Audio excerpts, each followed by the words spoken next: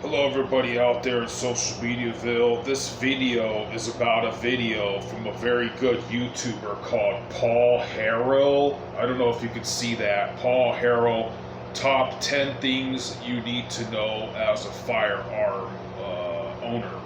So I left a comment that I don't know if anybody is ever going to read and kind of backtrack into what kind of fool is this guy, you know?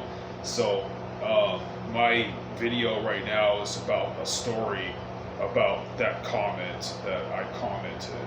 So the comment was regarding, okay, so the segment of the video I commented about was about gun laws. Gun laws in California, where I reside, are pretty strict. So I left a comment about, I used to know somebody who, by ignoring the laws, saved himself from a carjacking. I knew that person, you know, implicating it wasn't me. So I'm not trying to self-incriminate, but to anyone who cares about my rant, I'll give you some backstory of who I am. So I'm working at a place that could get robbed. I do security, and I guess that might be evident from the plastic badge, it's metal, that I'm wearing, yada yada. A lot of people think that I think I'm like some kind of badass and that I'm trying too hard. I gotta watch these cameras. But not really. Guarding stuff has kind of ran in my family, and I give props to people who are like, you know, in law enforcement or the military and stuff like that.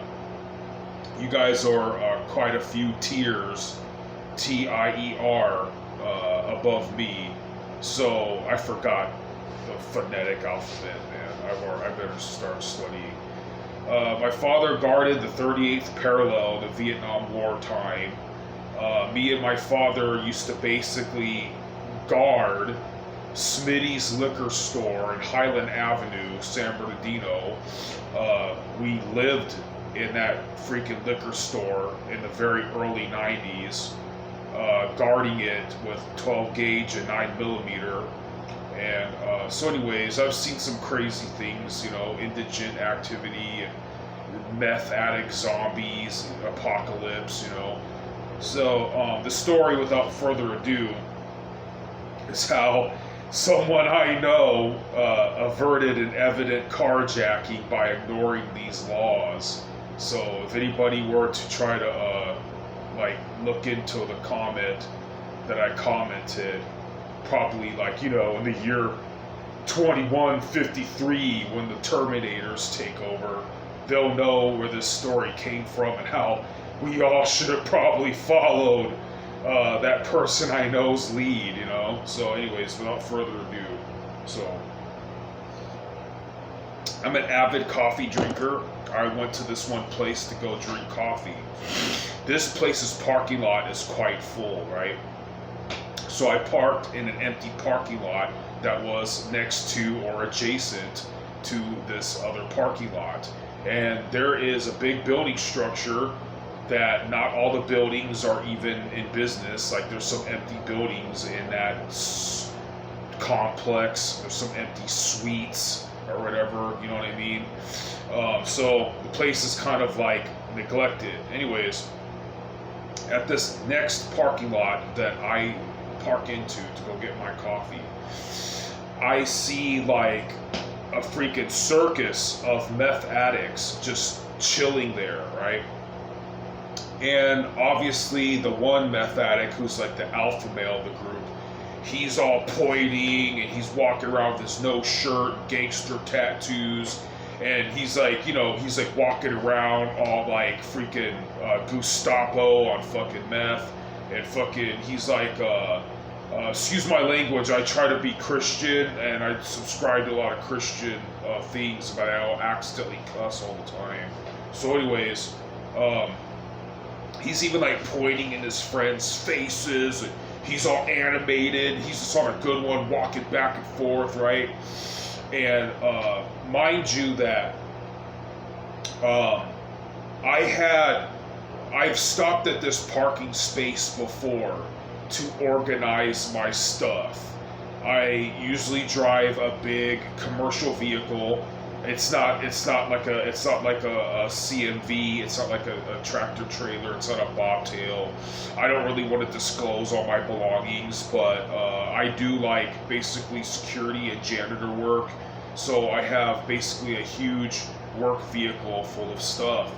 So these indigents and crackheads they're camping out there, man. They're walking back and forth, goose stepping like freaking Nazis on meth, zombie apocalypse, freaking bath salt, fucking militia, and like freaking you got me there, so many yards away, going through my stuff so I can arrive to my job already ready instead of going to my job too early and getting ready. It's a long story. I come to work really early, and usually the other dude just splits, the other guard splits, and I clean the facility a little bit, and I get paid a little bit extra for delivering checks and doing little miscellaneous side work like that. So anyways,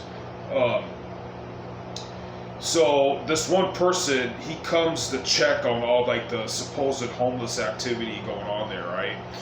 And this guy in some truck, he pissed me off because instead of having the balls to go confront those meth heads about their unwanted presence in this parking lot, he comes and messes with me, an obvious like blue collar person. I'm not a security's gray collar, but you know what I mean. I got work tools and all this other stuff for my way of life. And he comes and he's like harassing me and like as if I'm an unwanted presence. And I confronted him on it. I got really pissed off. I threw in his face that you just don't have the balls to go mess with these people who are basically making tents, cooking meth, and making all this trash and litter all over your parking lot. I'm not the one who shits and litters all over your parking lot, sir. You need to have the balls to go tell them. I spend money around here. I'm a paying customer. You need to F off. That guy really pissed me off. So fast forward to another day, I'm using that parking lot to get coffee. Okay? So I see those meth addicts and stuff like that. I notice that they're paying attention to me. So what I do is I unlock the back of my friend who told me this story that he does cleaning stuff and he does all this stuff. He reaches in the back of his stuff, gets his piece ready. The piece, it rhymes. I'm trying to avoid vulgarity here, please. It rhymes with block 17. He gets that ready, puts that stuff on the seat, and then he goes and gets coffee. He comes back with his coffee, and you had 4 meth heads that look all, malevolent and fucking demonic and freaking hating life coming straight at him, with another 2 over here like on bicycles and stuff. And they're all trying to shoot shit. And they're all trying to say, hey, like, ¿qué pasó? And shit like that. Hey, man, Vigo, like, what's going on, man? Like, hey, good times, But this person who was getting coffee and does cleaning and security, it's this person that I used to know. He was ready for that ass.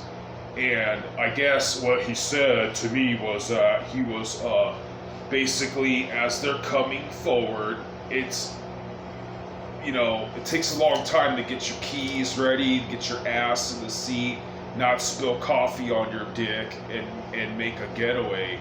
So as all these people was closing in on him, he said he had his block 17 here, right? and they're talking, they're shooting the shit, and he was like, hey, my dog, yo, get back. They kept talking. He's like, hey, get back, about to rack that slide.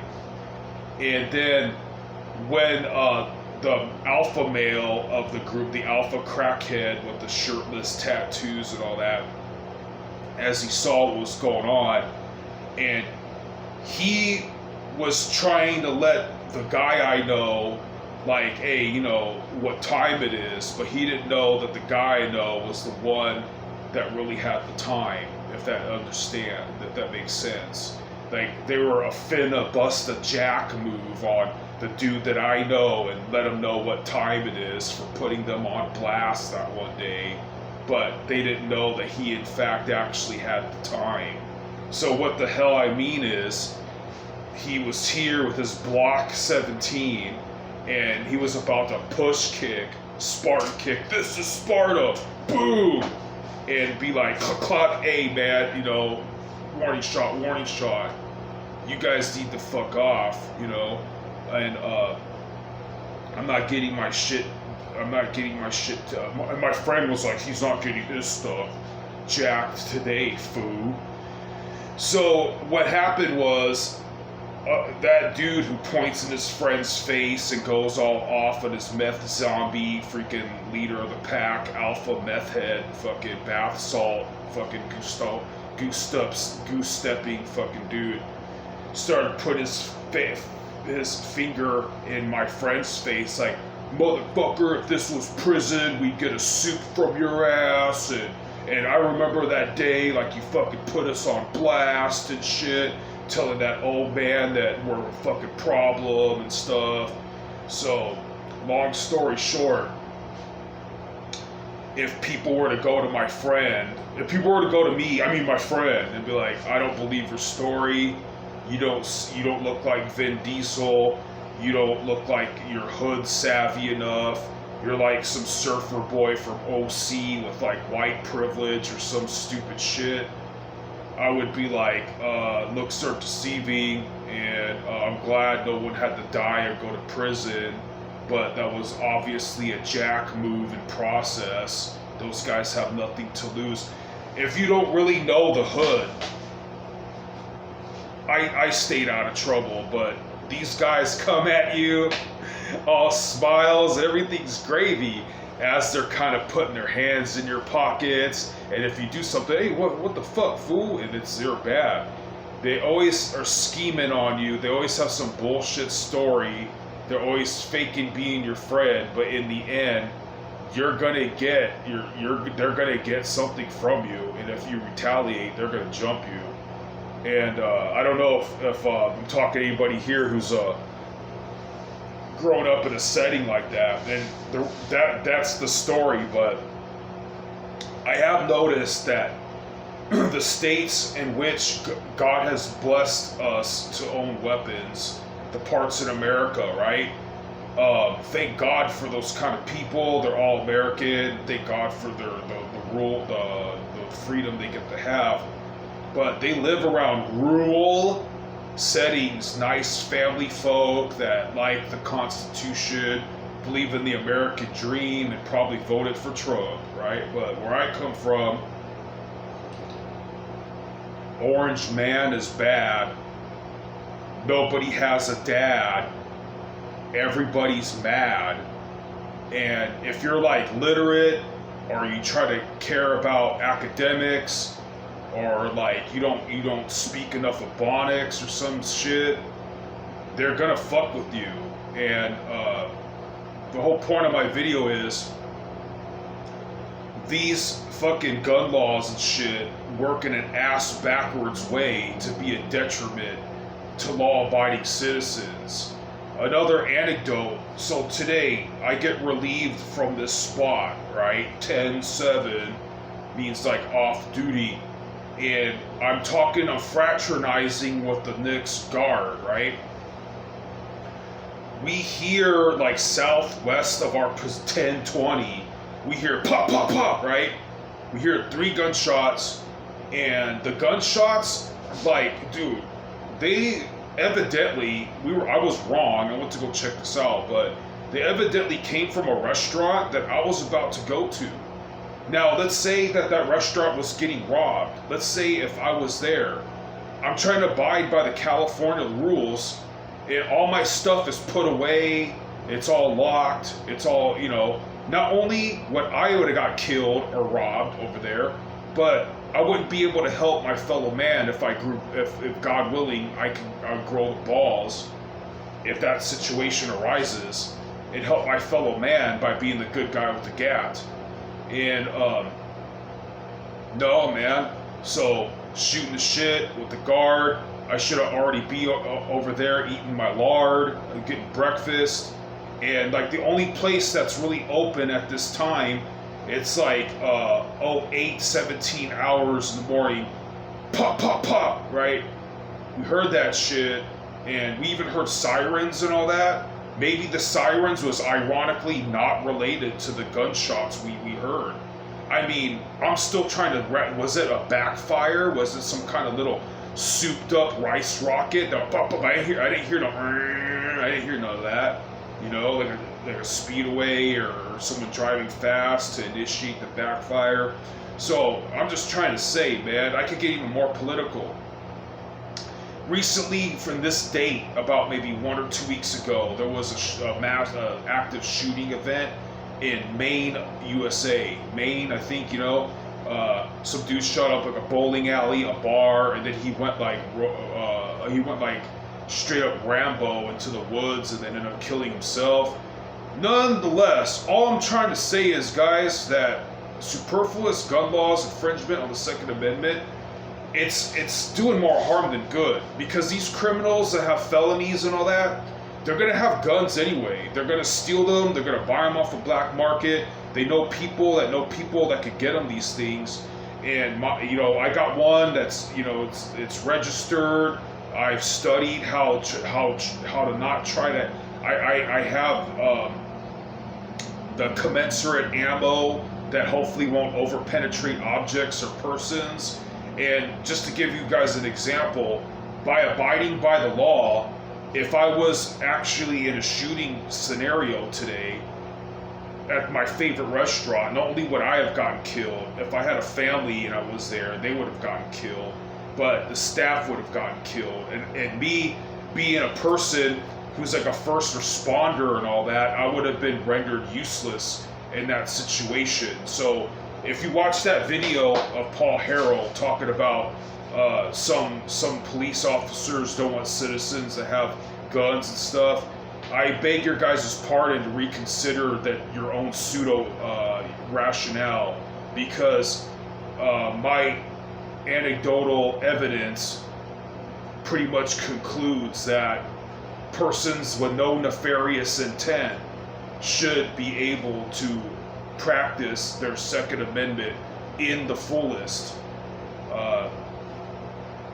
God bless, and keep on rocking in the free world. And God, it's all about God, guns, guts, glory, repeat.